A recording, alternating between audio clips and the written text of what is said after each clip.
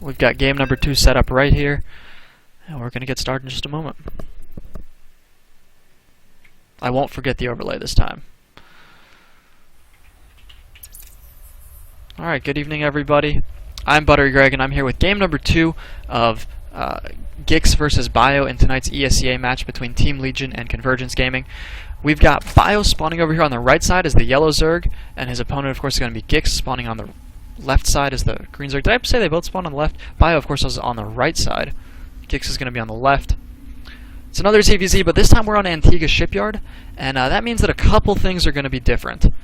First of all, it's a bigger map. It's much bigger than Cloud Kingdom, which is pretty important. But second of all, it's a 4-player map, and I think it's a lot easier to take your third on this map, although there's Zerg players, so actually they have a lot of mobility taking your third. It's usually not that difficult. But it's much harder to take a 4th and a 5th base, so we obviously won't be able to make it to that super late stage of the game. Although this is ZVZ, so I don't really know why I'm talking about the late game. Both players are going to be opening pretty standard again. We're not seeing any early pools or anything crazy to like sort of retaliate for last game, which is good. And we'll see whether exactly they both go for the same openers or if they both go 15 hatch. Looks like Bio's actually starting to save up money, so I don't think he's going to go 14-14 again. And as I say that, he takes his gas. Just trying to prove me wrong, man, making me look bad. But there we go. So it's probably going to be the same thing out of both of them. You know, in GIX's case, when a build wins the game for you, usually there's not too much incentive to change things. However, I would not expect him to go Mutalisks again this time. And the reason for that is I think that Mutas and ZVZ are very hit or miss. Last time, of course, he went for just a really fast, really sudden layer timing where he didn't make any roaches. And if Bio is paying attention, of course, he'll know, hey, GIX got really greedy with his layer timing last time. So if I go for lings into roaches and make a big push on his base, and he's trying to get away with the same kind of greedy build, then I can punish him for it, and he will not be able to get away with it. So I would expect both players to adapt based on last game.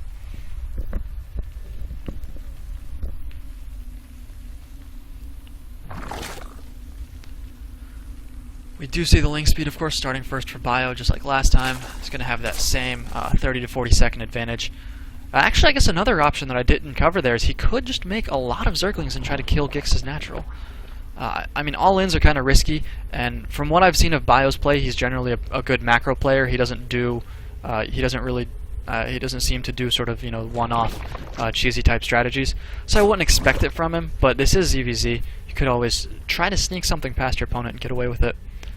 Does have those first 2 scouting lings on the way. Gonna head over to GIX's base, see what's up. And we see that, you know, GIX, of course, with that 15 hatch will be totally safe. He still has the 1 drone on gas, and let's see, Bio still has 2 drones on gas as well, so this is actually pretty much exactly the same thing from both players so far. Here comes some additional lings for Bio.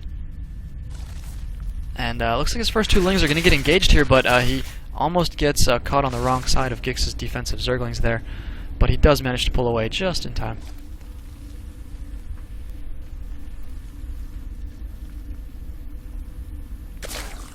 So what do we have here? We kind of have a little bit of calm.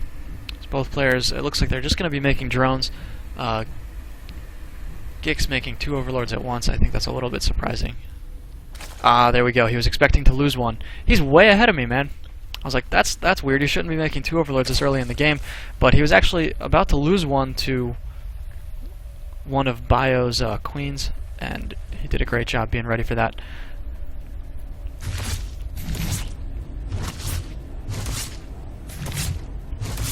It looks like Bio's actually about to do the same thing, of course. That first scouting overlord usually gets picked off. So both players do have link speed. Looks like Bio's advantage has ended there, and both players are making a Baneling Nest. So we're seeing pretty much the same progression as last time. Still only 1 gas geyser for both of them. Oh, sorry, as I say that, no, yeah, it's just 1. I saw this Baneling Nest on the minimap. I thought it was another gas geyser.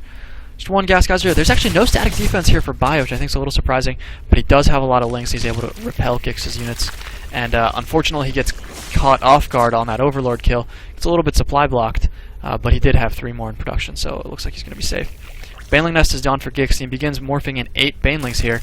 They are going to get scouted though by Bio. He sees it, but he's not going to be able to. Not going to force a cancel, although he does get one Baneling kill there. He's also got a couple of his own defensive Banelings. Actually, I think he has more than Bio does. So we're going to have the dance of death happening right here, as both players are really going to be committing to Baneling on Baneling wars right now. GNgiX doing a good job there, trading 2 Banelings for 2 Banelings of Bios. We've got 2 more coming out here, and oh wow, if GNgiX is not careful, loses about 8 Zerglings there. That's no good. We got more Banelings running in here though. Manages to pick off all of Bio's Lings, and he sends in all of his Banelings rather. He sends in his Zerglings afterwards. He's gonna get repelled though. And look at this, we got 24 Zerglings in production for Bio. This is going to be a huge counter push, and GNgiX doesn't have any static defense here. That's not very good. Behind that, we do have a Roach Warren going down as well. No Roach Warren in sight for Bio, or for GNgiX rather. He looks like he's just sitting on 1 gas, continuing to make Ling Baneling. And this Roach transition could be very bad for him. He gets caught off guard by it, because Roaches are reasonably good against Zerglings. GNgiX trying to retreat to his Banelings there, and of course Bio very scared to engage those. You never know when these Banelings are going to pop. You don't want to have your Lings surrounding them when they do, so you could easily get 20 kills against you.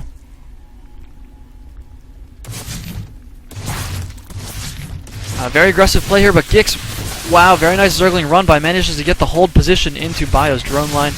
Only picks off about 2 workers there, no big losses, but hey, he did sneak him in there. We see there are 2 more Spine Crawlers going down. We don't have any Roaches coming out yet for Bio, though. He does have the Roach tech, but he hasn't started making any. Hopefully he will get on that in just a moment, because Roaches will give him a huge advantage. There we go, first 8 Roaches coming out right now. And we see the layer tech from GNgiX, so it looks like he's actually trying to go for the same thing as last time. He hasn't taken these extra gas geysers yet, but we'll see those in just a moment. Small skirmish out here, no big deal. And with the Roaches out now, I do believe that Bio is going to be totally safe here, so GNgiX is going to need to retreat in just a moment. He's going to have to wait until his layer finishes so that he can get his some Mutalisks out, or some Infestors really against Roaches, but he doesn't have any Roaches to back him up, so I would prefer air units personally. And GNgiX thrown down the macro hatch instead of taking the 3rd base. This is kind of interesting. Personally, I'm a little bit surprised by this. Last game we saw both players go for a 3rd base, another expansion, rather than a macro hatch in base. And Bio moving out with big Roach Ling force here. And I must say I'm a little bit worried for GNgiX. He's got 2 Spine Crawlers up with a 3rd on the way. He does have a Roach Warren coming down now, but it's not going to be ready in time. We will see if he's able to make this defense. This is a very scary Roach Ling force coming in from Bio. There are, of course, lots of Banelings on the way. If he's able to pick off all these Zerglings with some well-placed Banelings, then this could actually be a lot easier to defend. Oh man, beautiful Baneling hits for Bio, taking out tons and tons of defenses, and it looks like he's going to take this game from GNgiX in just a moment. Yeah, there's the G from GNgiX, apparently because it was a game. So Bio ties up the series 1-1. And in just a moment, we're going to go into game number 3.